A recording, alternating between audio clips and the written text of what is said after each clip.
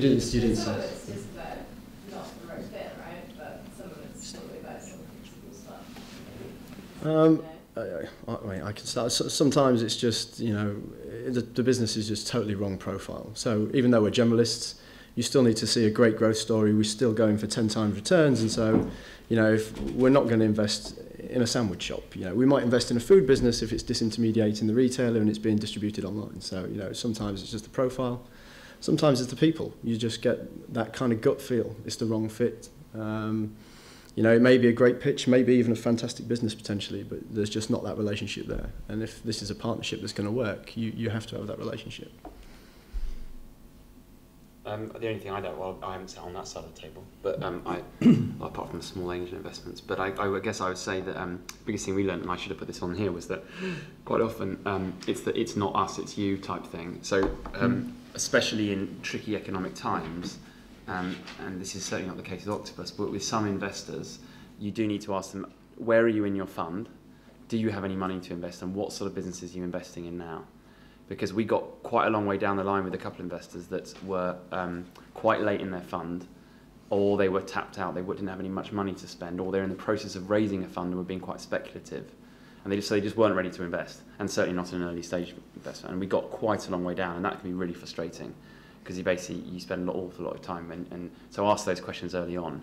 It also demonstrates that you're kind of quite a bit more savvy, I guess.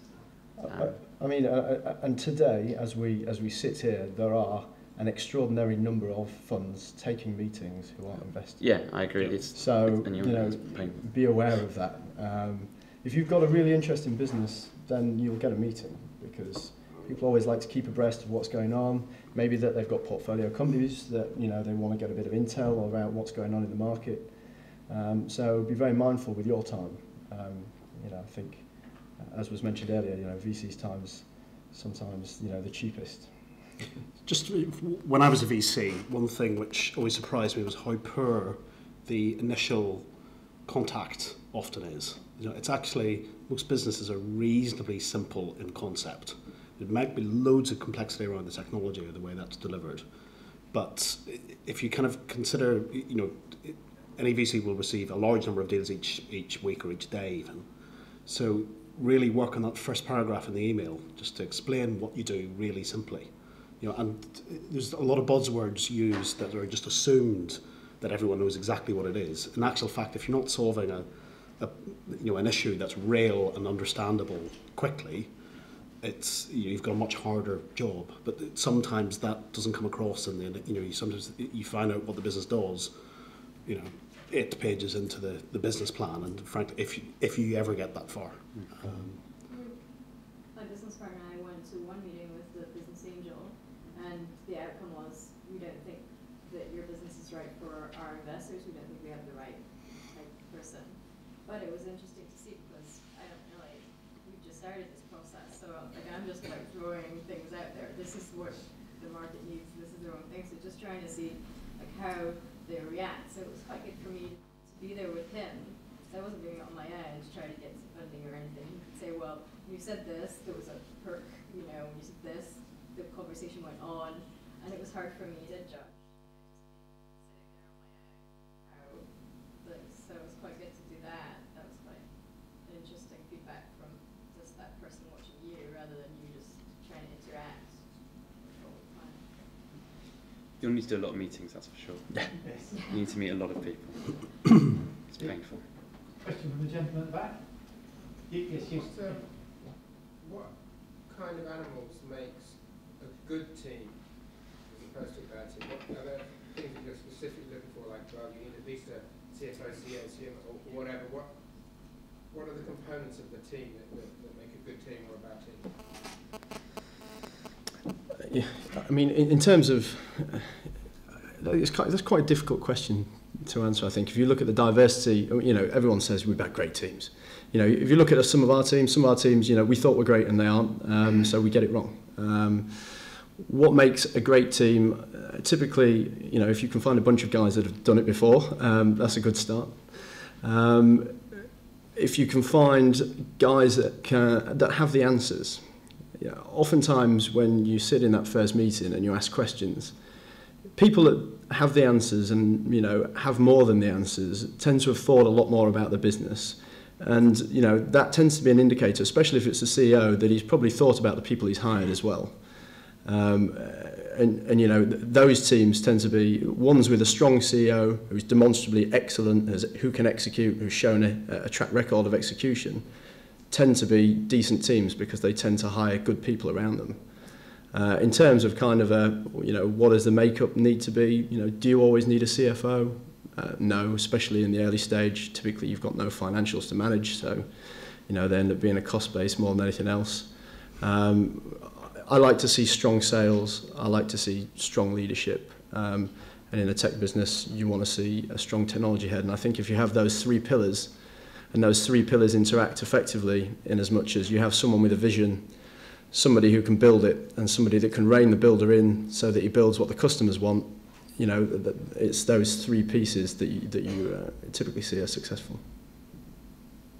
I think as a VC as well, what looks like a good team, and you put the money in sometimes 6 months later, you think, oh, wish we hadn't made that decision. And that's when the fun starts, I think. But, what's worse is when you have the gut feel that, you know, just before you put the money in, that maybe this guy wasn't exactly what you thought, and then you put the money in anyway, and then you realise that that gut feel was right. And then you kick yourself for the next 2 years as you try and either move him out or put people around him, or, you know, it's painful. and you have your manager kicking you as well for making that decision in the first place. Yeah. Anyway, any more questions? Just to finish off then, so some entrepreneurs out there, what advice would you give these guys? What 3 things to remember as they leave here tonight? Each of you, would you give advice? Start with you, Alastair. Okay, it's present on my mind right now. I've just one, I think, which is trust. We mentioned gut instinct. I think trust your gut very strongly. So just trust. I think a lot of the things we're doing in the business now, which are working very well for us, we knew 3 years ago, and we went down a slightly different path because that's what the market was doing at the time. That's where the trend was. And yes, it helped us raise some money, but it's actually what we need to be true. So who we compete with, the type of product we are, the type of people we sell to. And I swore to myself when we started the business that I would always listen to my gut, having learnt from the first 2 where I was right, and I thought, God, I was just right, and I was too young, I didn't trust myself, I didn't have enough confidence, and bugger it, it's done it again. So yeah, I think definitely trust your instincts and go with it. Have confidence in your beliefs. That's all you've got really when you're very early stage.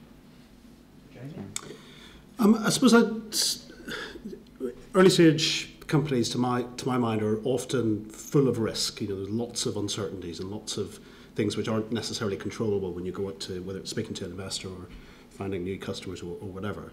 And so I've always put a lot of store in the amount of preparation and the clarity that goes into it. Again, it's a little bit like that first approach to the VC, but it's about really making sure that you understand your business. Yeah, so there's no point in getting, for instance, a corporate finance advisor in order to build your financial model.